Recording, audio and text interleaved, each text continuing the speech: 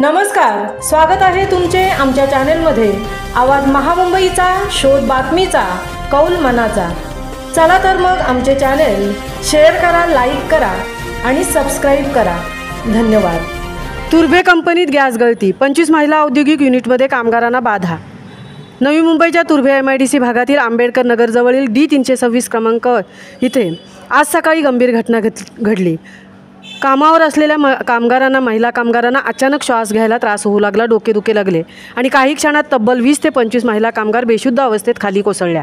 प्राथमिक माहितीवरून युनिटमध्ये वापरला जाणारा कार्बन मोनॉक्साईड वायू गळती झाल्याचा अंदाज व्यक्त केला जात आहे। एकूण 27 जणांना या विषारी वायूचा प्रभाव झाला असून त्यांना तात्काळ वाशी येथील MGM रुग्णालयात दाखल करण्यात आले आहे। यामध्ये बहुसंख्य महिला कामगार असून काहींची प्रकृती चिंताजनक असल्याचे सांगितले जात आहे।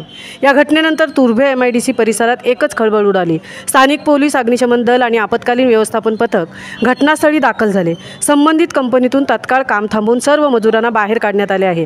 गॅस गळतीचा मुख्य स्रोत शोधण्यासाठी आणि नियंत्रणासाठी यंत्रणांनी तातडीने कारवाई सुरू केली आहे।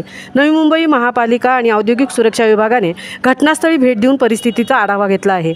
तुर्भे MIDC पोलीस ठाण्याचे अधिकारी आणि आपत्ती व्यवस्थापन यंत्रणा सतर्क आहेत। स्थानिक आमदार आणि नगरसेवकांनीही रुग्णालयात जाऊन जखमी मजुरांची भेट घेतली, शिवाय मदतीचे आश्वासन दिले आहे।